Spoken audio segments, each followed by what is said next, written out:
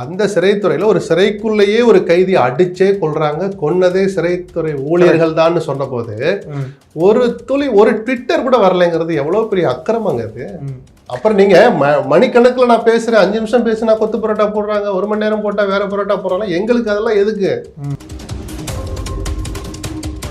பேசணுங்கிறது ஏதோ ப்ரெஸ்ஸை பார்த்து மைக்கை பார்த்து ப்ரெஸ்ஸை பார்க்க மாட்டாருங்கிறது தெரிஞ்சு போயிடுச்சு. அதுக்கு 1000 வியாக்கியானம் சொல்றாங்க, அதுக்கு காலம் வரும்போது பார்த்துக்கலாம். ஒரு தனி மனிதராக ஒரு உணர்வை காட்ட வேண்டாமா? இந்த நீட் விஷயத்துல விஜய் தன்னுடைய கொள்கையை மாத்திக்கல. தாவேக்காவுக்கு இன்னைக்கு நீட்டுக்கு எதிரானவங்க தான். ஆட்சி அதிகாரத்தில் இருக்கிற போது எங்க வேணாலும் போராட்டம் பண்ணிக்க, நான் கதவை திறந்து விட்டுறலாம் அனுமதிக்க முடியாது. எங்க விஜய் செய்ய தவறிட்டாருன்னா, நேற்று அரசின் சார்பில் அந்த குறிப்பு கூட அதை இவங்க அங்கே போறதுனால அங்க இருக்கிறவங்க எங்கெங்க மாறணும்னு தான் இருக்கே தவிர, எதுக்காக நான் இடம் மாறுறேன், ஏதாவது ஒரு மக்களுக்கு சொல்லணுமா கூடாதா? எதை பத்தியுமே நான் பேச மாட்டேன். எங்கேயாவது நான் நிகழ்ச்சிகளுக்கு போறபோது 1 மணி நேரம் அப்படி ஸ்கிரிப்டை பார்த்து பேசுவேன்னா இது நல்லதில்லை.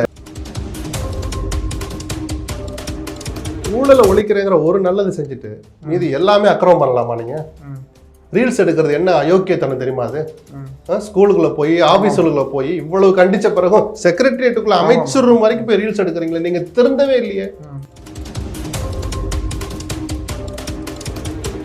அந்த திமுக அண்ணாதிமுக என்ன தப்பு பண்ணணும்னு நீங்க சொன்னீங்களா? அண்ணாதிமுக இன்னைக்கு கொஞ்சம் ஒரு மாதிரி இருக்குன்னு, இப்படி வரும்னு தான் நம்ம தேர்தலுக்கு முன்னாடியே சொன்னோமே. எடப்பாடியினுடைய பிடிவாதம் தான் இந்த கதிக்கு காரணம். அவர் இன்னும் திருந்தின பாடு இல்லை. திருந்தினா எதிர்காலம்னு ஒண்ணு இருக்க வாய்ப்பு இருக்கு. பிஜேபியை பார்த்து பதுங்கிறத மக்கள் பார்த்துட்டு தான். எந்த திமுக ஆட்சி பார்த்து பார்த்து பார்த்து கவனிச்சு மக்கள் அவங்கள வீட்டுக்கு அனுப்பிச்சு விஜயை கொண்டு வந்து அமர வச்சாங்களோ, அதே மக்கள் விஜயினுடைய மௌனத்தையும் செயல்பாடுகளையும் பார்த்துக்கிட்டு தான் இருக்காங்கிறத விஜய் மறக்கக்கூடாது.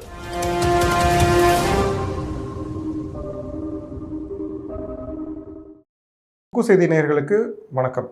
இன்னைக்கு நம்மளோட சிறப்பு விருந்தினராக நம்மளோட இணைஞ்சிருக்கிறவர் எஸ்பி லக்ஷ்மணன் சார் அவர்கள், ஒரு மூத்த பத்திரிகையாளர். வணக்கம் சார். வணக்கம் சார். இன்னைக்கு இருக்கிற அரசியல் சூழலில் இப்போதான் தாவேக்கா ஆட்சி அமைச்சிருக்கு. அவங்க தொடர்ந்து அவங்க பண்ணக்கூடிய செயல்கள் எல்லாமே அமைச்சர்களை வச்சு மட்டுமே செயல்பாட்டில் இருக்கிறாங்க. திரு விஜய் அவர்கள் நேரடியாக எந்த ஒரு விஷயத்துக்கும் பேசுகிறதே இல்லை அப்படின்னு நீங்கள் தொடர்ந்து கருத்துக்கள் சொல்லிகிட்டு இருக்கீங்க. அது என்ன காரணத்தினால நீங்கள் அப்படி நினைக்கிறீங்க? அவர் தொடர்ந்து ஆய்வுகளுக்கும் போய்கிட்டு தான் இருக்காரு. இன்னைக்கு கூட மெட்ரோ ஆய்வுக்கு போகிறாரு. இல்லை, ஆய்வு போகிறத பற்றி நம்ம எதுவும் குறைய சொல்லலை. அது நல்லது தான். அவருக்கும் ஃபீல்டில் என்ன ஏதுன்னு தெரிஞ்சுக்கலாம். சும்மா ஃபைலை பார்க்குறதோடு இல்லாமல் அதை ஒரு வடிவத்தில், செயல் வடிவத்தில் பார்க்குறபோது அவருக்கும் ஒரு ஆத்ம திருப்தி கிடைக்கும். அதிகாரிகள் அங்கே ஃபைலில் இருக்கிறத தாண்டி அந்த ஸ்பாட்டில் நின்று சில கூடுதல் தகவல்களை அவருக்கு சொல்கிறது, இந்த நிர்வாகத்தை நல்லா செம்மையாக நடத்துறதுக்கு வேறு சில கோப்புகளை, அதே துறையிலேயே வேறு சில கோப்புகளை பார்க்குற போதும், இது தொடர்பான வேறு துறை சார்ந்த கோப்புகளை பார்க்குற போதும் இந்த கள ஆய்வுகள் அவருக்கு பயன்பட்டால் ஒரு தனி மனிதராக அவருக்கும் அந்த அனுபவம் கூடுறதுல ஒரு ப்ளஸ் தான். அது அவர் போக மாட்டாரு, வரமாட்டார் நம்ம சொல்லலை. நீங்கள் சொன்ன மாதிரி ஆட்சி 3 மாதம் கூட முடியல, ஏன் வெளியே வரல, கிராமம் தோறும் வருவேன், உங்களை தேடி வருவேன்லாம் சொன்னார். ஏன் என்ன கிராமங்களுக்கு வரலாம் யாரும் கேட்கல. அதெல்லாம் நடக்காது. மாவட்டத்துக்கு ஒரு போனாலே பெரிய விஷயம். அதுதான் முதலமைச்சரால் செய்யவும் முடியும். ஆனால் சில முக்கியமான பிரச்சனைகளில் வாயை திறந்து பேச மாட்டாருன்னா நம்ம ஒரு ஆதங்கம், அந்த ஆதங்கம் ஒரு ஸ்டேஜில் கோபம் கொந்தளிப்பாக மாறுறதுக்கு முன்னாடி விஜய் தன்னை மாற்றிக்கணும்னு நான் தொடர்ந்து சொல்லிட்டு இருக்கிறேன். என்னென்னா, மானாமதுரையில் அஜித்துங்கிற இளைஞரை போலீஸ்காரர்கள் அடித்து கொண்டாங்கன்னு சொன்னபோது நிஜமாகவே ஒரு தனி மனிதராக, இரக்கமுள்ள மனிதாபிமானமுள்ள ஒரு மனிதராக விஜய் துக்கப்பட்டார். அந்த வீட்டுக்கு போனார். சென்னையில் அவ்வளவாக வெளியில் வராத விஜய் அதற்காகவே ஒரு ஆர்ப்பாட்டத்தை நடத்துகிற அளவுக்கு அந்த பிரச்சனையில் தன்னுடைய ஈடுபாட்டை, தன்னுடைய அந்த இரங்கலை, அனுதாபத்தை பல்வேறு வகையில் அவர் வெளிப்படுத்தினார். இன்னைக்கு ஒரு முதலமைச்சராகவே ஆயிட்டார். அது போன்ற அக்கிரமங்கள் இனிமேல் நடக்காது அப்படின்னு அவர் சொன்னதை நம்பியும், அவர் சொல்லாமலேயே அவர் மீது கூடுதல் நம்பிக்கை வச்சிருந்தா ஒரு 1.25 கோடி பேர் அவருக்கு வாக்களிச்சாங்க. அப்படி முதலமைச்சராக வந்த பிறகு அவர் நிர்வாகத்தின் கீழே தான் சிறைத்துறையினுடைய உயரதிகாரிகள் டிரான்ஸ்ஃபர்லாம் நடக்கும். சிறைத்துறைக்கு ஒரு அமைச்சர்னா கூட அந்த நிர்மல்குமாருக்கும் இவர் தான் முதலமைச்சர். அந்த சிறைத்துறையில ஒரு சிறைக்குள்ளேயே ஒரு கைதி அடிச்சே கொள்றாங்க, கொன்னதே சிறைத்துறை ஊழியர்கள் தான் சொன்ன போது ஒரு துளி ஒரு ட்விட்டர் கூட வரலைங்கிறது எவ்வளவு பெரிய அக்கிரமங்க அது. அப்புறம் நீங்க மணிக்கணக்கில் நான் பேசுறேன், 5 நிமிஷம் பேசினா கொத்து பரோட்டா போடுறாங்க, 1 மணி நேரம் போட்டா வேற பரோட்டா போடுறாங்க. எங்களுக்கு அதெல்லாம் எதுக்கு? உங்க நிர்வாகத்துல உங்க காலடியில கீழே ஒருத்தர் அடிச்சே கொள்றாங்க அரசு வளாகத்துக்குள்ள. ஜெயிலுங்கிறது அரசுக்கு சொந்தமான ஒரு வளாகம். பாதுகாக்கப்பட வேண்டிய ஒரு கைதியை உள்ள வச்சே அடிச்சு கொள்றாங்கன்னா அதுக்கு விஜய் தான் பொறுப்பு. அடிச்சு கொண்டுட்டு 5:30 எனக்கு ரிப்போர்ட் அனுப்புன்னு அவர் சொல்லல. யார் தப்பானாலும் தார்மீக பொறுப்பு. இது எனக்கு நிஜமாவே வருத்தம் அளிக்குது. இது போன்ற சம்பவங்கள் நடக்காத அளவுக்கு கடுமையா நடவடிக்கை எடுப்பேன். சம்பந்தப்பட்ட யாரா இருந்தாலும் சும்மா விட மாட்டேன். ஒரு ட்விட்டு போடலாம் இல்ல சார், பேசணுங்கிறது ஏதோ பிரஸ்ஸை பார்த்து மைக்கை பார்த்து பிரஸ்ஸை பார்க்க மாட்டாருங்கிறது தெரிஞ்சு போயிடுச்சு. அதுக்கு 1000 வியாக்கியானம் சொல்றாங்க. அதுக்கு காலம் வரும்போது பார்த்துக்கலாம். ஒரு தனி மனிதரா ஒரு உணர்வை காட்ட வேண்டாமா? எதை பத்தியுமே பேச மாட்டேன். நேற்று தமிழ் தாய் வாழ்த்த 3ஆவதா பாடுறாங்கல்ல, 2-3 அமைச்சர்கள் சொன்னாங்க, கோவப்படுறாங்க, அனுமதி என்ன செஞ்சீங்க? கவர்னர் ஒன்றும் செய்ய முடியாது. ஒரு முதலமைச்சர் ஒரு ட்வீட் வெளியிட்டா அதுக்கு வேல்யூ எவ்வளவு இருக்கும்? நிச்சயம். அங்க மத்திய அரசின் காதுகள்ல செவில்ல அறையிற மாதிரி ஒரு கடுமையான வார்த்தைகள், நாகரிகமான கடுமையான வார்த்தைகளை போட்டு ஒரு ட்வீட் போட்டிருந்தாருன்னா நாடு முழுக்க அது எதிரொலிச்சிருக்கும்ல. அந்தந்த மாநிலத்து பாடல்களை முதல்ல பாடுங்கன்னு. இல்லை, அதாவது இப்போ இந்த நீட் தேர்வுக்கான அவருடைய ஸ்டாண்ட் அப்படின்னு பார்க்கும்போது நமக்கு ரொம்ப ஒரு விஷயம் தெளிவாக தெரியுது. இது தாவேக்கா கிட்டத்தட்ட ஒரு பாஜகவுடைய 2வது. இல்ல அப்படின்னு நான் ஒத்துக்க மாட்டேன். இல்ல விஜய் விமர்சிக்கிறதுக்கு பல விஷயங்கள் இருக்கு. இந்த அரசு மேல விமர்சனம் பண்ணலாம், பாராட்டுறதுக்கு ஊழல ஒழிக்கிற பார்ட்டி ஃபண்ட் வாங்க மாட்டேங்கிறதுக்கு எழுந்து நின்று கூட பாராட்டலாம், அதெல்லாம் தனி. இந்த நீட் விஷயத்துல விஜய் தன்னுடைய கொள்கையை மாத்திக்கல. தாவேக்காவுக்கு இன்னைக்கு நீட்டுக்கு எதிரானவங்க தான். ஆட்சி அதிகாரத்தில் இருக்கிற போது எங்க வேணாலும் போராட்டம் பண்ணிங்க, நான் கதவை திறந்து விட்டுறலாம் அனுமதிக்க முடியாது. எங்க விஜய் செய்ய தவறிட்டாருன்னா, ஒரு பல்கலைக்கழக வளாகத்துக்குள்ளேயே போய், கல்லூரி கிளாஸ் ரூமுக்குள்ளேயே போய் அந்த சங்க நிர்வாகிகளை கைது பண்றதுக்கு யூனிஃபார்ம்ல போலீஸ் போனாங்க. அன்னைக்கு சாயங்காலம் ட்விட்டர் வந்திருக்கணும். நான் திருப்பி ட்விட்டர் ஏன் சொல்றேன், விஜய்க்கு அதுல ஆர்வம் அதிகம். அவர் பேச மாட்டாரு, அறிக்கைகள் பெருசா பக்கமா விட வேண்டாம். ஒரு ட்விட்டுங்கிறது ஒரு பேரா அட்ரான்னா அடிக்க போறான், ஃப்ரெண்ட்ஸுங்க தான் எல்லாம் உங்களுக்கு, இல்லாட்டி ஒரு இடம் படிக்க போறீங்க போடலாம். என்ன, என் நிர்வாகத்துக்கு கீழே இது நடந்தது எனக்கு வருத்தம் அளிக்குது. கல்லூரி வளாகத்துக்குள்ள காவல்துறையினர் போகக்கூடாது. அங்க ஒரு கலவரமோ வன்முறையோ நடக்காத வரைக்கும் போலீஸுக்கு கேம்பஸ்குள்ள என்ன சார் வேலை? அப்ப அது நடந்து ஊடகங்கள்ல செய்தியா வந்த பிறகு கூட அதை பார்த்து கூட அவர் எந்த பதிலும் சொல்ல, இதைத்தான் பேச மாட்டார் நம்ம சொல்றோமே தவிர. அவர் பிஜேபியை பார்த்து பதுங்கிறத மக்கள் பார்த்துட்டு தான். எந்த திமுக ஆட்சி பார்த்து பார்த்து பார்த்து கவனிச்சு மக்கள் அவங்கள வீட்டுக்கு அனுப்பிச்சு விஜயை கொண்டு வந்து அமர வச்சாங்களோ, அதே மக்கள் விஜயனுடைய மௌனத்தையும் செயல்பாடுகளையும் பார்த்துக்கிட்டு தான் இருக்காங்கிறத விஜய் மறக்கக்கூடாது. நிச்சயம். ஏன்னா 2029 எலெக்ஷன்ஸ்க்கான, அதாவது எம்பி எலெக்ஷன்ஸ் நடக்கும்போது இவங்களுடைய இப்போ இருக்கிற சூழல்லையே தாவேக்கா தொடர்ந்தது அப்படின்னா தாவேக்காவுக்கு பின்னடைவுகள் வர்றதுக்கு வாய்ப்பு இருக்கா? அவங்க இல்ல அவ்வளவெல்லாம் இப்ப நம்ம போட்டு மண்டையை குழப்பிக்க வேண்டாம். நமக்கு கவலைப்படுறதுக்கும் பேசுறதுக்கு 1000 விஷயம் இருக்கு. தேர்தலுக்கு 2.5 வருஷம் இருக்கு. காலையில நடக்கிறது சாயங்காலம் மாறிடுது. நைட் இந்த வரன் தலைவர் ரெண்டு போறோம், அடுத்த நாள் வேற ஆபீஸ்ல போய் உட்காருக்கான். அப்படிலாம் அரசியல் காட்சிகள் மாறிட்டு இருக்கிற போது 2.5 வருஷம் கழிச்சு தாவேக்கா எப்படி இருக்கும், என்ன வடிவத்துல இருக்கும், அந்த கூட்டத்துல யாரெல்லாம் இருப்பா, யார் இருக்க மாட்டா, இன்னைக்கு திமுக விட்டு போனவங்க போனது தானா, இல்ல திரும்பி வரலாங்களா? அதாவது இதே போக்குல போனா, அதாவது இல்ல அதுதான் சொல்றேன். நீங்க எலெக்ஷன்னே பாக்காதீங்க சார், அன்றாட நிகழ்வை பத்தி பேசுவோம். இந்த 70 நாள் 80 நாள் ஆட்சியை பத்தி பேசுவோம். ஏன்னா இது எலெக்ஷனுக்கான ஒரு பயணமா மட்டுமே தான் பார்க்கப்படுது. ஏன்னா இல்ல பயணங்கிறது அரசியல்வாதிக்கு எல்லாம் எலெக்ஷன் தான் இறுதி இலக்குன்னு வச்சுப்போம். பட் நமக்கு அடுத்த தேர்தல்ங்கிறதுக்கு இன்னும் 2.5 வருஷம் இருக்கு. 2.5 வருஷங்கிறது பெரிய காலம். தேர்தலுக்கு வேணா அதுக்கு ஒரு ஆல்ரெடி கண்ண மூடி கணத்திற்குள்ள போலான்னு சொல்லலாம். ஒவ்வொரு நாளும் அரசு நிர்வாகத்தை நடத்துறது இருக்குல்ல. இப்போ முதலமைச்சருடைய அலுவலகத்தை இடம் மாத்துறீங்க, எதுக்காக மாத்துறோம்? முதலமைச்சர் பேசவே மாட்டார். பாரம்பரியமான அந்த அறையை விட்டு நான் ஏன் இன்னொரு பில்டிங்க்கு போறேன், ஏன் ஒரு விளக்கம் சொல்ல மாட்டீங்களா? சொல்லுங்க. இப்போ நேற்று அரசின் சார்பில் அந்த குறிப்பு கூட அதை இவங்க அங்கே போறதுனால அங்கே இருக்கிறவங்க எங்கெங்க மாறணும்னு தான் இருக்கே தவிர எதுக்காக நான் இடம் மாறுறேன், ஏதாவது ஒரு மக்களுக்கு சொல்லணுமா கூடாதா? எதை பத்தியுமே நான் பேச மாட்டேன். எங்கேயாவது நான் நிகழ்ச்சிகளுக்கு போறபோது 1 மணி நேரம் அப்படி ஸ்கிரிப்டை பார்த்து பேசுவேன்னா இது நல்லது இல்லை. இப்போ பரந்தூர் விமான நிலையம் வேண்டாம் அப்படின்னு சொன்னதுக்கு காரணங்கள் நிறைய முன்வைக்கப்பட்டது. இப்போ அதே அதுக்கு ஆல்டர்னேட் அப்படின்னு வரும்போது இப்போ எக்ஸிஸ்டிங்கில் இருக்கிற விமான நிலையத்தை விரிவாக்கம் செய்யலாம் அப்படின்ற ஒரு முடிவுக்கு வர்றாங்க. ஆனால் அதுவும் ஒரு இதுக்கு மேலே விரிவாக்கம் பண்ண முடியாதுன்ற ஒரு கட்டாயம் இருக்கிறதுனால தான் இன்னொரு இடத்துக்கு போகணுன்ற ஒரு கட்டாயம் இருக்குது. அப்போ இதுவும் ஒரு திட்டமிடலே இல்லாமல் ஒரு மேம்போக்காக சொல்லப்பட்ட ஒரு விஷயத்துக்காகவே இன்னைக்கு இந்த செயல்பாட்டில் இறங்கியிருக்கிறாங்கன்னு நினைக்கிறீங்க? இல்லை, அவர் அந்த போராட்டத்துக்கு நேரில் போயெல்லாம் ஆதரவு கொடுத்தாரு. இன்னும் சொல்லப்போனால் எனக்கு தெரிஞ்ச முதல் பொது போராட்டம் அதுதான் நினைக்கிறேன். நேரில் போய் தார்மீக ஆதரவு கொடுத்தாரு. இந்த ஆட்சி அவருக்கு 6 மாதம் அவகாசம் கொடுங்க, 6 மாதம் அவகாசம் கொடுங்கிறாங்க. எதுக்கு 6 மாதம்னா அவர் கொடுத்த வாக்குறுதிகளை நிறைவேற்றுறதுக்கு, நீண்ட கால பிரச்சனைகளில் ஒரு தெளிவு வர்றதுக்கு, அரசு நிர்வாகம்னா என்னன்னு முழுசா புரிஞ்சுக்கிறதுக்கு தான் 6 மாசம் அவகாசம்னு ஒரு குறிப்பிட்ட காலம் சொல்லுவாங்க. அது திருமாவளவன் அண்ணாமலை போன்றவங்களாம் ஒரு வருஷம் சொல்றாங்க, ரைட்டு சொல்லிக்கிட்டோம். அன்றாட நிகழ்வுன்னு ஒன்று இருக்குல்ல, அதுக்கு ஒரு தனி மனுஷனா குறைஞ்சபட்ச ஈடுபாடு அறிவு இருக்கிற எவராலையும் இந்த அரசு நடத்திட்டு போக முடியும், அன்னன்னைக்கு கருத்துக்களை சொல்ல முடியும். எதிர்கட்சிகள் அன்னன்னைக்கு தான் கேட்பாங்க. இப்போ நான் சொன்னேன் நாகர்கோவில் ஜெயிலில் அடிச்சு கொண்டதை அன்னன்னைக்கு தான் எதிர்கட்சிகள் கேள்வி கேட்பாங்க. இன்னும் 180 நாள் ஆகல சார், நாங்க ஒரு 6 மாசம் வெயிட் பண்றோம், வெயிட் பண்ண முடியுமா? அன்னைக்கு சொல்லி காட்டினா தானே சார் அன்னைக்கு அடுத்த நாள்ல அன்னைக்கு சாயங்காலம் 4 பேரை சஸ்பெண்ட் பண்றாங்க. கண்டிப்பா பரந்தூர்ல வேணான்னு சொன்னீங்க, அதுக்கு மாற்று என்னன்னு அன்னைக்கே அவர் சொல்லலை. சரி, இப்ப முதலமைச்சரே வந்துட்டார்ல. கடந்த வாரம் நாடாளுமன்றம் கூட்டத்தொடர் தொடங்கின அடுத்த நாள் ஒரு கேள்வி பதில் நிகழ்ச்சி வருது. ஒரு எம்பி கேட்ட கேள்விக்கு பரந்தூர் விமான நிலைய திட்டத்தை கைவிடுங்கள் என்று எந்த கோரிக்கையும் தமிழ்நாடு அரசிடமிருந்து வரவில்லை. அப்போ நீங்க மக்கள் கிட்ட எல்லாம் விலைக்கு சொல்ல வேண்டாம், பேசணும் சொன்னது இந்த மாதிரி கொள்கை விஷயங்கள்ல உடனே பதில் சொல்லுங்க நம்ம கேட்கல. 80 நாள் ஆக போகுது இல்ல, நம்ம நிலைப்பாடு என்ன அப்படிங்கறத இது வரைக்கும் மத்திய அரசுக்கு நீங்க சொன்னீங்களா? பரந்தூர்ல விமான நிலையம் வரல, எங்களுக்கு உடன்பாடு இல்லை, நிறுத்தி வைங்க, விரிவான பதில வேறு எங்க அமைக்கலாங்கிறத தமிழ்நாடு அரசு பரிசீலிச்சு திருப்பி வர்றோம், ஏதாவது ஒரு கடிதம் அனுப்பிச்சிங்களா? தமிழ்நாடு அரசுக்கு வந்து எந்த பதிலும் வரலன்னு நாடாளுமன்றத்துல ரிட்டன்ல பதில் கொடுத்துருக்காங்க. கரெக்ட், சரிதானா? அப்போ நான் அடிக்கடி சொன்னேன், பல பேட்டிகளில் சொல்லிட்டேன், 51 வயசு 52 வயசுல முதலமைச்சர் பதவிங்கிறது அற்புதமான வாய்ப்பு விஜய்க்கு வந்தது. நமக்கு பிடிக்கல அதெல்லாம் வேற. உங்களுக்கு, எனக்கு, நமக்கு எல்லாருக்கும் முதலமைச்சர் விஜய் தான். அவர் நல்லா இருக்கணும், நல்லா செயல்படணும் தான் ஒரு தமிழ்நாட்டு பிரஜையா நானும் நீங்க எல்லாருமே ஆசைப்படுவோம். நேத்திக்கு ஒரு வழக்கு வருது உச்சநீதிமன்றத்துல. தமிழ்நாட்டில் இருக்கிற அரசு மருத்துவக் கல்லூரிகள்ல சூப்பர் ஸ்பெஷாலிட்டி டிகிரி இருக்கு இல்லையா, சூப்பர் பிஜி, அதுல 151 இடங்கள் இன்னும் யாரும் சேராம இருக்கிறாங்க. அந்த 151 இடத்தை மத்திய தொகுப்புக்கே கொடுக்கணும்னு தமிழ்நாட்டை சேர்ந்த சில மாணவர்கள் அந்த மத்திய தொகுப்புல இடம் கிடைக்க வாய்ப்புள்ள சில பேர் கோர்ட்டுக்கு போறாங்கல்ல.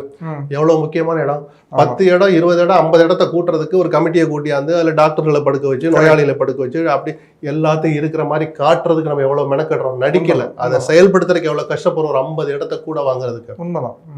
151 இடத்தை கொண்டு அப்படியே லட்டு மாதிரி தட்டுல வச்சு கொடுக்க சொல்ற ஒரு வழக்கு வர்ற போது நேற்று தமிழ்நாடு அரசுடைய மூத்த வழக்கறிஞர்கள் யாருமே ஆஜராகல. நேம்டு அட்வொகேட்ஸ், அந்த பெட்டிஷன்ல இருக்கிற அபிஷேக் சிங்கின்னு போட்டிருக்கிற அட்வொகேட் போகல நேத்து. அப்ப இது என்னன்னு சொல்லுவீங்க?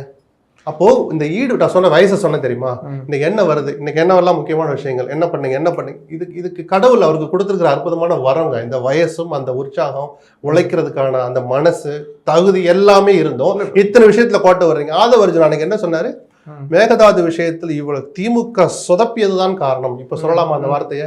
திமுக விமர்சிக்கிறதுக்கு 1000 இருக்கு. அப்ப நேத்து நீங்க சொதப்புனீங்களா? கரூர்ல அரசு பணி வழங்குறதுக்கு கோர்ட்டு தடை போட்டுச்சு, நிரந்தரமா தீர்ப்பே சொல்லிடுச்சு கொடுத்தது தப்புன்னு. அப்ப நீங்க சொதப்புனீங்களா? விஜய் நாராயணன் அட்வொகேட் ஜெனரல் நேர்லயே போய் ஆஜராகி வாதாடினார். அவர் சொதப்படான்னு எடுத்துக்கீங்களா? கோர்ட்டுன்னு வந்தா பிளஸ் மைனஸ் இருக்கும். ஆனா நம்ம தரப்பு வாதங்களை வைக்கணுங்கிற ஒரு ஜீவாதார பிரச்சனை மருத்துவ மாணவர்களுக்கு. அந்த 151 இடங்கிறது ஒரு இடம் சார். நீங்க சூப்பர் பிஜி எல்லாம் 2 இடம் தான் ஒரு காலேஜுக்கு கொடுப்பாங்க சார், ஒரு குறிப்பிட்ட சப்ஜெக்ட்ல. அந்த 2 இடத்த வாங்குறதுக்கு எவ்வளவு கஷ்டப்படுவாங்க உங்களுக்கும் தெரியும்ல. இன்னைக்கு 151 இடத்த கொண்டு குடும்பத்தை தீர்ப்பே கொடுத்துட்டாங்க சார். அப்ப இவருடைய ஈடுபாடு இன்னும் கொஞ்சம் வேகம் பத்தலையோன்னு ஒரு பத்திரிகையாளரா நான் ஒரு பார்வையை முன்வைக்கிறேன். அதை நிர்மல் ராஜ் தான், அருண்ராஜ் தான் பார்க்கணும் அப்படின்லாம் அர்த்தம் கிடையாது.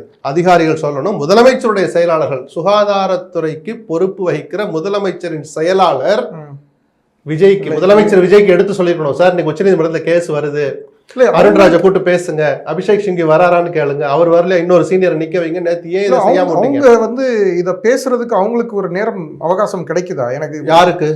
அமைச்சர்களுக்கே சொல்றேன். இல்ல அது தெரியல, நமக்கு உள்ளூரா என்ன நடக்குன்னு தெரியாது. விஜய் தானாகவே இதெல்லாம் எடுத்து செய்யணும்னு தான் நான் ஆசைப்படுறேன். இல்ல காலையில 10 மணிக்கெல்லாம் வந்துடுறார், 6 மணி வரைக்கும் உட்காந்துருக்கிறார் அப்படின்னு இந்த மீம்ஸ் போடுறாங்கல்ல, இதெல்லாம் பார்க்க எனக்கு எரிச்சலா வருது. அது அவருடைய ஈடுபாடு, நல்ல மனசை காட்டுது, சரி உழைக்கணும்னு ஆசைப்படுறேன். அந்த 10 மணி நேரத்தை 8 மணி நேரத்தை அர்த்தம் உள்ளதா பயன்படுத்துறதுக்கு விஜயின் நிர்வாகத்துக்கு புதியவர் தான். நான் அவர் மேல குற்றம் சொல்ல மாட்டேன். அதிகாரிகள் என்ன பண்ணி, முதலமைச்சரின் செயலாளர் தான் கேட்பேன். சுகாதாரத்துறையை கவனிக்கிற முதலமைச்சரின் செயலாளர், சுகாதாரத்துறை செயலாளர், தலைமைச் செயலாளர், நீங்க 3 பேரும் நேற்று என்ன பண்ணிட்டு இருந்தீங்க சொல்லணும்ல சார்? மக்களுக்கு பதில் சொல்லுங்க சார். இப்போ 150 இடத்தை கொண்டு கொடுத்துட்டீங்களே, இப்ப சீராய்வு மனு அது இதுன்னு போய் அதே கோர்ட்ல போய் நிக்கணும், உங்க திட்டத்தை வாங்கணும். இப்போ இதை ஒரு பாடமா எடுத்துக்கிட்டு எல்லா நாளும் உடனே எல்லாம் விஜய் தெரிஞ்சுக்கணும்னு நம்ம எதிர்பார்க்க முடியாது. இதெல்லாம் கத்துக்கிட்டே வந்தாதான் அடுத்து எந்த கேஸ்லாம் வருது 2 நாள் முன்னாடி என் டேபிள்ல வைங்க, எல்லாமே வந்து ப்ரீ பிளான்டு தானே சார். அப்படி அவசர மனுவா இடத்துல விசாரிக்கல, பெட்டிஷன் வருதுன்னு தெரியும், அட்வொகேட்டை ஃபிக்ஸ் பண்றாங்கன்னு தெரியுது, ஃபீஸ் கவர்மெண்ட் கொடுக்குது, கரெக்ட், ஏன் ஆஜராகல? இது மாதிரி சின்ன சின்ன விஷயங்கள்ல கவனம் செலுத்து. இதுக்கெல்லாம் 150 நாள் அவகாசம் தேவையில்லை, உடனடியா செஞ்சாகணும்ல. ஆமா சார், இதுதான் நமக்கு வருத்தம் அளிக்குது. இப்போ இவரை தொடர்ந்து எஜுகேஷன் மினிஸ்டரா சென்ட்ரல் மினிஸ்டரா இவரை வந்து வச்சிருக்காங்க. இப்போ அதுக்கு வந்து திருமாவளவன் அவர்கள் வந்து நேற்று ஒரு விஷயம் சொல்லியிருந்தார். அதாவது ரேப் கேஸில் வந்து கைது செய்கிறத வந்து கூட பெருசாக வேலை செய்யாத ஒரு இல்ல, அவர்களை வரவேற்று ஒரு பதிவு போட்டாருன்னு சொல்றாரு. அது ஐடியாலஜிக்கலா ஒரு விமர்சனத்தை முன்வைக்கிறார். எனக்கு தெரிஞ்சது இன்டர்வியூ ஏற்பாடு தான் நினைக்கிறேன். ஏன்னா மத்திய அமைச்சரவை விரைவில் மாற்றி அமைக்க போறாங்க. யாரை அமைச்சரா நியமிக்குங்கிறது அவர் பிரதமருடைய பிரத்யேக உரிமை. இங்க யார் அமைச்சராக்கணுங்கிறது முதலமைச்சருக்கு உரிமை இருக்கோ, அதுபோல பிரதமருக்கு உரிய உரிமை. அவர் கல்வி அமைச்சராக பொறுப்பேற்று அதுல ஏதாவது தப்பு செய்யறாரா, இல்ல அதே மாதிரி பழைய ஆட்கள் மாதிரியே நம்ம மாநில உரிமைகளை பறிச்சு எதையாவது திணிக்க நினைக்கிறாரான்னு பார்த்துட்டு விமர்சிக்கிறது தான் என்னுடைய பார்வை. அது திருமாவளவனுடைய கருத்துக்கள் ஐடியாலஜிக்கலா சொல்றார். தத்துவார்த்த ரீதியாக இப்படிப்பட்டவரை கொண்டு நியமிச்சிருக்காங்க. பேன் நீட்டை பத்தியும் பேசும்போது மற்ற மாநிலங்கள் கூட வந்து ஒன்றும் பெருசா நமக்கு வந்து சப்போர்ட் பண்ற மாதிரி தெரியல. நீட்டோடைய தேவை இருக்கா இல்லையா, அதை வந்து எப்படி தமிழக அணுகிறத வந்து எப்படி மற்ற மாநிலங்களுக்கு புரிய வைக்கிறது? இல்லை, அப்படி இந்த பிரச்சனை புரிஞ்சதுனால தான் ஜந்தர் மந்தரில் அவ்வளோ பேர் கூடுனாங்க. எல்லா மாநிலத்திலிருந்தும் அந்த மாணவர்கள் இளைஞர்கள் வந்தாங்க. நீட் தடைங்கிறது பிரதான நோக்கமா இல்லாமல் இருக்கலாம். நீட்டில் நடந்த முறைகேடுன்னு பேசுகிற போது இது தேவையாங்கிற கேள்வி அடுத்து தொக்கி நிற்குது. ஸோ நாம் அதை போய் எடுத்துட்டு போய் சொல்ல அவசியம் இல்லாத அளவுக்கு அந்த உணர்வு இப்போ மேலோங்கி இருக்கு. மத்தியில் ஆளுகிற கட்சி மனசு வைக்காம இதுக்கு ஒரு நிரந்தர தீர்வு வரவே வராது. ஓகே, அதை வச்சு நான் அன்றைக்கி யாரோ ஒரு பாடகர் போராட போன போது கூட சொன்னாரா மெஜாரிட்டி இல்லை அப்படின்னு. மெஜாரிட்டியை பற்றி நீங்கள் வைக்கிற கோரிக்கையை வச்சுக்கிட்டு இருப்போமே, பிஜேபிக்கு ஒரு அழுத்தத்தை கொடுங்க. இப்போ தொகுதி மறுவரையறை மசோதா நிறைவேற்றியாக வேண்டிய கட்டாயத்தில் ஒரே நாடு ஒரே தேர்தலை நோக்கிய பயணத்தில் அந்த மசோதா ரொம்ப முக்கியமானது. பிஜேபிக்கு பிடிக்கக்கூடாதவங்க கையெல்லாம் பிடிச்சு கேட்டுக்கிட்டு இருக்காங்க ஆதரவு. திமுக கட்டி வரப்போகிறதா ஒரு பேச்சு இருக்கு. அப்போ திமுக தாராளமாக அதை ஆதரிக்கட்டும். எங்களுடைய நிபந்தனைகள் எங்களுடைய சிபாரிசுகள் ஏற்றுக்கொள்ளப்பட்டால் அந்த மசோதாவை ஆதரிப்பது பற்றி பரிசீலிப்போம்னு திமுக சொல்லியிருக்காங்க. அப்படி ஆதரிக்கிற சூழல் வந்தால் பிஜேபி உங்ககிட்ட கேட்டு வந்தா நீட்டு பற்றி ஒரு புது சட்டம் கொண்டு வாங்க, இல்லை சட்ட திருத்தம் கொண்டு வாங்கன்னு சொல்லி அழுத்தம் கொடுத்து அதை நிறைவேற்ற வேண்டிய ஒரு அற்புதமான வாய்ப்பு திமுகவை நோக்கி வந்துகிட்டு இருக்கு. அதை பயன்படுத்தணும்னு நான் விரும்புகிறேன். ஏன்னா மத்திய அரசு தான் அதை செய்ய முடியும். நீதிமன்ற தீர்ப்பு தானே இவங்க சொல்லி காட்டுறாங்க. நாங்களா கொண்டு வந்தா, காங்கிரஸ் ஆட்சியில கொண்டு வந்தாங்க, நீதிமன்றம் பண்ணோன்னு ஏதோ ஒன்றும் தெரியாத பாப்பா மாதிரி பேசிட்டு இருக்கிறாங்க. அரசியலமைப்பு சட்டத்தையே திருத்தி தேர்தல் ஆணையர்கள், தலைமை தேர்தல் ஆணையர் பதவி நியமனத்துல உச்சநீதிமன்ற தலைமை நீதிபதி ஒரு குழுவில் இருக்கணுங்கிறத நீக்கிட்டு கேபினெட்ல மூத்த அமைச்சரை சேர்க்கலான்னு சேர்த்து சட்டத்தை திருத்தின பிரகஸ்பதிகள் தான் இவர்கள். இந்த சட்டத்தை கொண்டு வர எவ்வளவு நேரம் ஆகும்? விரும்பிய மாநிலங்கள் நடத்தலாம், விருப்பம் இருக்கிறோம் நடத்த, விருப்பம் ஏற்கனவே என்ன நிலை இருந்தோ அதில் பண்ணுங்கன்னு சொல்லிட்டு ஒரு சட்டம் கொண்டு வரும். உங்களை எது தடுக்குது? பிஜேபியினுடைய அந்த ஒரு வேஷத்தை கலைக்கிற வேலையை தான் பொலிட்டிக்கலாக பண்ணணும். இந்த மாதிரி வாய்ப்புகள் வர்றபோது பிஜேபிக்கான நிர்பந்தத்தை அதிகரிக்கணும்னு நான் எதிர்பார்க்குறோம். ஓகே, இப்போது தமிழ்நாட்டில் அரசியல் களத்தை பொறுத்த வரைக்கும் பார்த்தோன்னா அதிமுக வந்து ரொம்பவே பின்தங்கி போன மாதிரி ஒரு தோற்றம் இருக்குது. இந்த நிலையில் திரு தனுஷ் அவர்களுடைய என்ட்ரி இருக்குமா அப்படின்ற ஒரு கேள்வியும் ஒரு பக்கம் போகுது. நான் அவ்வளவு விரிவாக அதை விவாதிக்கவே விரும்பல சார். 1000 பிரச்சனை இருக்குது சார். முதல்ல தனுஷ் வெளிப்படையாக அறிவிக்கட்டும், நான் அரசியலுக்கு வர்றேன்னு சொல்லட்டும், என் கொள்கை என்னான்னு சொல்லட்டும், என் நோக்கம் என்னான்னு சொல்லட்டும், அதன் பிறகு அதை பேசலாம். அப்படிலாம் விவாதிக்கிற அளவுக்குலாம் மீடியாக்கள் அவ்வளோ தூரம் போக வேண்டாங்கிறது நான் பத்திரிகையாளனா என்னுடைய கருத்து. அது தனுஷனுடைய தனிப்பட்ட குணநலன்கள், அவருடைய திறமைகள், அதுக்குள்ளெல்லாம் கிரெடிபிலிட்டிகளும் நான் வரலை. வேற வேலை, முக்கியமான வேலைகள் நிறைய இருக்கு நமக்கு. விவாதிக்கிற அளவுக்கு நான் முக்கியத்துவம் கொடுக்கல. வரட்டும், வந்த பிறகு பேசுவோமே சார். இப்ப என்ன பெரிய சார், என்ன சார், என்னைக்கு சார் வருவாரு, வந்துருவாரா சார், வரலைன்னா என்ன சார் பண்றது, நம்ம அப்படி கவலைப்படுற சூழ்நிலை சார் இருக்கு. வரட்டும் சார், அப்புறம் பேசிக்கலாம். இல்ல, எல்லாமே வந்து இப்போ அதாவது அரசியல் தலைவர்களா இருக்கிறவங்க, மினிஸ்டர்ஸா இருக்கிறவங்க, சிஎம்ஆ இருக்கிறவங்க, இல்ல எம்பிக்களா இருக்கிறவங்க, இவங்க எல்லாருக்குமே வந்து அது வந்து ஒரு அடுத்த ஒரு ஜாப் மாதிரி பார்க்க ஆரம்பிச்சிட்டாங்களா? ஏன்னா இது இல்லை, இளைஞர்கள் அரசியலுக்கு வரணுங்கிறத பற்றி மாற்று கருத்து இல்லை. நான் பத்திரிகையாளர் இருந்துட்டு அரசியல் வரேன். அரசியல் சாக்கடை தான், நேர்மை நியாயத்துக்கெல்லாம் இங்கே இடம் கிடையாது. ஆனாலும் இளைஞர்கள் பங்களிப்பு இருந்தால் தான் ஓரளவுக்கு அதை சுத்தப்படுத்திட்டே இருக்க முடியும். நம்ம இந்த சுத்திகரிப்பு நிலையத்தில் எதே முடிஞ்ச வரைக்கும் சுத்திகரிப்பு பண்ணிட்டு தானே இருக்காங்க. அது மாதிரி இளைஞர்கள் வந்துகிட்டு வந்து என்னத்தையாவது ஒன்று தனுஷ் வரதை பற்றி எனக்கு ஆட்சேபம் இல்லை. நான் என்ன சொல்லுவாங்கன்னா, அவர் வரேன்னு சொல்லிட்டு அப்புறம் பேசுவோம்.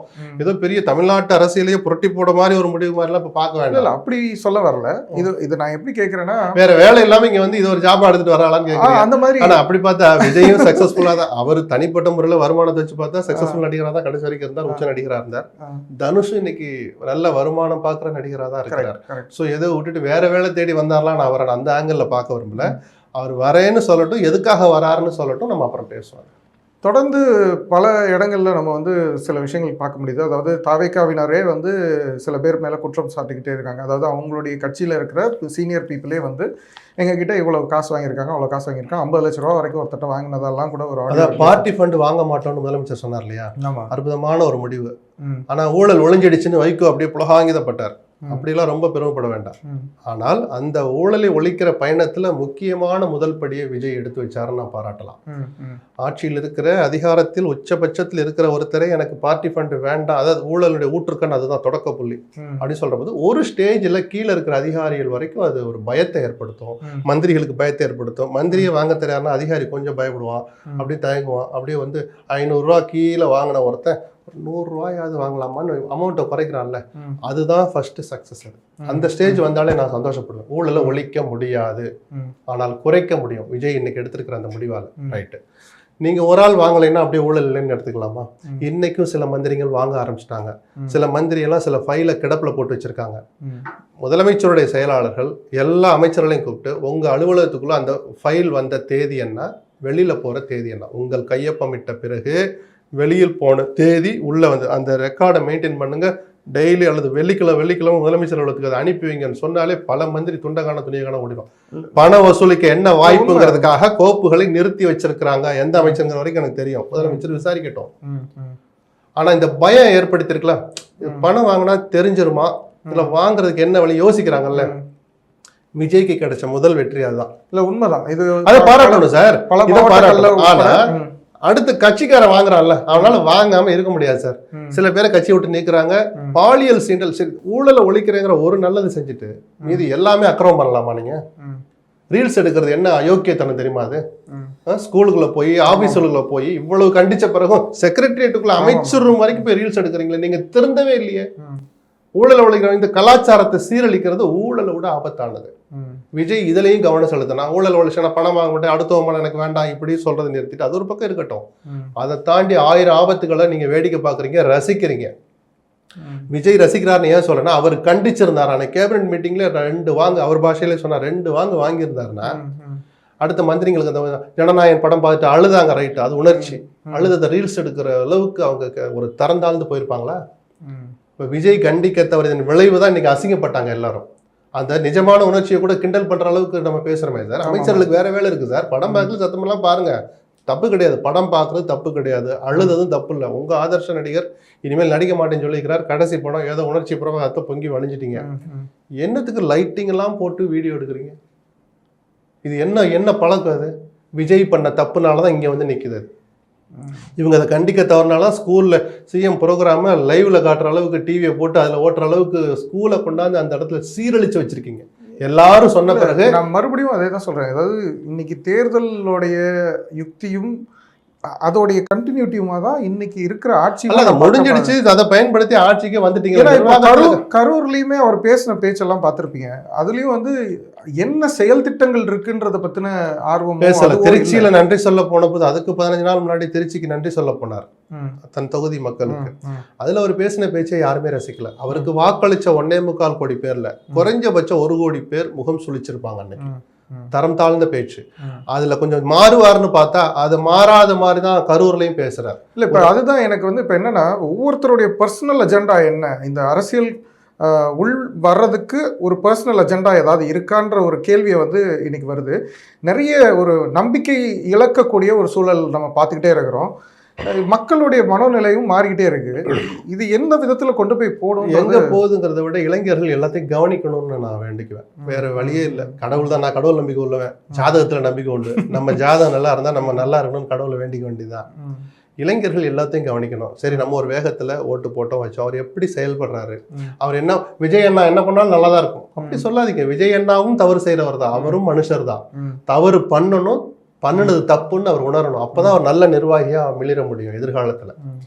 எவ்வளவு பெரிய ஜாம்பான்ல தவறு பண்றது தானே சார். அவர் தப்பே பண்ண மாட்டாருன்னு நீங்க பிளாங்க் செக்கை கையில கொடுத்தீங்கன்னா அவரை ஒழிக்கிறதுக்கான முதல் புள்ளி நீங்க தான் மண் எடுத்து போடுறீங்கன்னு அர்த்தம். இது அவரை காலி பண்ற வேலை. சரிதானா? விஜய் நான் என்ன சொன்னேன், அந்த ஆய்வுகளுக்கு போறபோது விஜயே சில விஷயங்களை கத்துக்கிடணும்னு சொன்னேன்னா, எல்லோருமே இருந்து கத்துக்கிடணும் தான். இளைஞர்கள் நம்ம ஒரு ஓட்டு போட்டோம், நம்பி போட்டோம், அவர் வந்துட்டாரு, என்ன செய்யறாரு என்ன செய்யலன்னு முதல்ல பேப்பரை படிக்கணும், என்ன நடக்குன்னு ரீல்ஸ்லயே விழுந்து கிடக்காம. இல்ல உண்மை அதுதான். இப்ப இன்னொன்னு என்னன்னா, இவர் அவருடைய பிரச்சாரத்துக்கு கூட எல்லா மாவட்டங்களுக்கும் போக கிடையாது. இந்த மாதிரி ஒரு ஒரு சிஎம்மா இருக்கிறதுனால இன்னைக்கு நம்ம கொடுக்குற இந்த 3 மாச நேரத்தையும் அவர் இந்த மாதிரி ஆய்வுகளுக்கு போகும்போதும் சரி, அவர் கத்துக்க தான் ஆரம்பிச்சிருக்கிறாரோ. கத்துக்க தான் எல்லாம் எப்படி தெரியும். அப்போ சாதாரணமா களத்திலேயே இருந்து போராடினவங்க அவங்களுக்கான சரி, அது அவங்க பண்ண மற்ற சில தவறுகளுக்காக தான் மக்கள் அந்த முடிவு எடுத்தாங்க. மக்கள் முடிவை நம்ம மதிச்சு தானே சார் ஆகணும். எவ்வளவு வெறுப்பு இருந்தா இந்த மாதிரி கொண்டு போய் போட்டிருப்பாங்க எல்லாரும் அப்படின்னு கூட அந்த கருத்தையே நம்ம பேச தயங்கணும். தமிழ்நாட்டு நலனுக்கு திமுகவும் அதிமுகவும் நல்லா இருக்கணும்னு சொல்ற பத்திரிகையாளர்ல நானும் ஒருத்தன். இன்னைக்கும் அந்த கருத்துல எனக்கு மாற்றம் இல்லை. அந்த திமுக அதிமுகவும் என்ன தப்பு பண்ணணும்னு நீங்க சொன்னீங்களா, அதிமுக இன்னைக்கு இப்படி கொஞ்சம் ஒரு மாதிரி இருக்குன்னு, இப்படி வரும்னு தான் நம்ம தேர்தலுக்கு முன்னாடியே சொன்னோமே. எடப்பாடியினுடைய பிடிவாதம் தான் இந்த கதிக்கு காரணம். அவர் இன்னும் திருந்தின பாடு இல்லை. திருந்தினா எதிர்காலம்னு ஒண்ணு இருக்க வாய்ப்பு இருக்கு. அது ஒரு பக்கம் இருக்கட்டும். அந்த கட்சிகளுடைய தேவை இன்னைக்கும் இருக்கிற போது தாவேக்காவும் ஒரு கட்சி தான் இருக்கட்டும். அப்போ அவ்வளவு பெரிய கட்சிகள் தமிழ்நாட்டுக்கு 60 வருஷமா நல்லது பண்ண, நீங்க டாப் 5 மாநிலங்கள் எடுத்துக்கிட்டா நல்ல விஷயங்கள்ல இண்டெக்ஸ் எந்த இண்டெக்ஸ் எடுத்து பார்த்தாலும் தமிழ்நாட்டுக்கு ஒரு இடம் இருக்கும். கரெக்ட். காரணம் திராவிட கட்சிகள் தான். அந்த திராவிட கட்சிகள் பண்ண வேற சில சேஷ்டைகள்னாலதான் மக்கள் வெறுத்து போய் விஜய் மேல நோக்கி வந்தாங்க. சரிதானா? இளைஞர்களுக்கு ஜென்சியை மட்டுமே, வெறும் ஜென்சி மட்டும் போட்டாலும் ஆட்சி வர முடியாது சார். அவங்க சொல்றது அவங்க அப்பா அம்மா கேட்டாங்கன்னு சொன்னாங்க. அந்த அப்பா அம்மா ஒன்றும் விவரம் தெரியாதவங்க இல்லையே. பையன் சொல்றாங்கிறக்காக மட்டும் போடல, அவங்க சொல்றது சரிதானோ அப்படின்ற ஒரு ஸ்டேஜுக்கு வரவும் தானே சார் அவங்களும் போய் விசில் அமுக்குறாங்க. அப்போ அந்த மக்கள் மனசுல வெறுப்பை தூண்டியதற்கு காரணமும் பழைய திராவிட இயக்கங்களா இருக்கலாம். இது ஒரு அரசியல் காரணங்களா இருக்கலாம், நிர்வாகத்துல. போன ஆட்சியில லஞ்சம் உச்சத்துல இருந்துச்சு. நான் சொல்லுவேன், அது இப்ப சொல்லல, தேர்தலுக்கு முன்னாடியும் சொன்னேன், உச்சத்துல இருக்கு லஞ்சம்னு. அவர் நல்லவரா இருக்கிறார், நல்ல பெருந்தன்மையை காட்டுறாரு, ரைட்டு எல்லாம் ரைட்டு. உங்க காலுக்கடியிலேயே அவ்வளவு தூரம் ஊழல் புறையோடி போனது லஞ்சமால மாறி போச்சு. அதாவது ஆமா சார், சார் இவ்வளவுதான். அதாவது அது ஒரு ஐட்டமாவே மாறிடுச்சு. ஆமா, அதுக்கெல்லாம் பதிலடி கொடுத்த மாதிரி, ஒரு பாடம் கத்து கொடுத்த மாதிரி தான் விஜய் இன்னைக்கு உட்கார வச்சிருக்காங்கல்ல. அதையும் அவங்களும் ஒரு சுய பரிசோதனை பண்ணணும். நம்மள என்ன நம்பிக்கை வச்சு நம்மளை உட்கார வச்சாங்கிறது விஜயும் தெரிஞ்சுக்கிட்டு தான் ஒவ்வொரு நாளையும் நகர்த்தணும் நம்ம எதிர்பார்க்கிறோம். ரைட். இவ்வளோ நேரம் எங்களுக்காக டைம் ஸ்பெண்ட் பண்ணி நிறைய விஷயங்களை சொன்னீங்க. பர்டிகுலர்லி இன்னைக்கு ஆட்சியில் இருக்கக்கூடியவங்களும் சரி, அது அதிகாரிகளாக இருக்கவங்களும் சரி, கற்றுக்க வேண்டிய பாடங்களாக இதில் நிறைய விஷயங்கள் இருக்குது. ஸோ அனுபவமான அதிகாரிகள் முதலமைச்சருக்கு சொல்லிக் கொடுக்கணும் நம்ம எதிர்பார்க்கிறோம். நிச்சயம் அவங்க தானே சார் சொல்லிக் கொடுக்கணும். சார் இன்னைக்கு இது பண்ணலாம் சார், இப்படி நடந்திருக்கு சார், நாளைக்கு இது நடக்க போகுது சார். விஜய் நாளைக்கு நீங்க போய் முதலமைச்சராக உட்கார்ந்தாலும் எல்லாமே உங்களுக்கு தெரிஞ்சுக்கணும் அவசியம் இல்லை சார். நீங்க எவ்வளவு பெரிய அறிவாளியாக அனுபவமிக்கவராக இருந்தாலும் அரசு நிர்வாகங்கிறது வேற. நமக்கு இதில் என்ன தெரியணும் என்னங்கிறது அதிகாரிகள் தான் சொல்லணும். அந்த அதிகாரிகள் நீங்கள் வாங்க இன்னைக்கு தான் இருக்கான்னு நாமளும் கூப்பிட்டு கேட்கணும். நமக்கும் ஒரு அந்த தேவை இருக்கணும், அந்த தேடல் இருக்கணும். அதிகாரிகளும் தங்களுடைய கடமையை முழுமையாக செஞ்சிருக்கணும்னு எதிர்பார்க்க. அப்படி செய்ய தவறுனால தான் நேற்று அந்த மருத்துவ இடங்கள் நம்மளை விட்டு பறிபோகிற சூழல் இன்னைக்கு வருது. அதாவது அதிகாரிகள் அவங்களுடைய அலட்சியத்தை களைஞ்சிட்டு அவங்களுடைய பணிகளை கரெக்டாக செய்யணும் அப்படின்ற ஒரு முக்கியமான கருத்து. நிச்சயமாக எல்லா அதிகாரிகளுக்கும் எல்லா அரசியல் தலைவர்களுக்குமே இந்த கருத்து போய் சேரணுன்றது என்னுடைய விருப்பம். இதை பார்த்துட்டு இருக்க ஊடகத்தில் இருக்கிற அத்தனை பேருக்கும் இது ஒரு ரிக்வெஸ்ட்டாகவும் வைக்கிறேன். நிச்சயம் இதை கொண்டு போய் சேர்க்கணுன்ற ஒரு ரிக்வெஸ்ட்டாக இது இருக்கட்டும். நன்றி சார்.